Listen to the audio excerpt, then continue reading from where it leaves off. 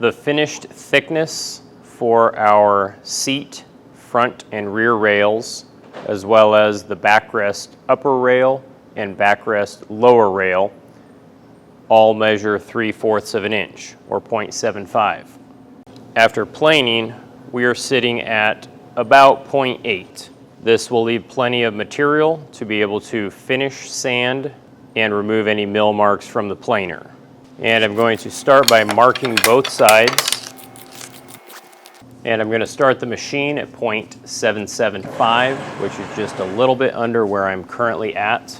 I will then bring the machine down to 0.75 and run the other side of the board, and then they should be finished.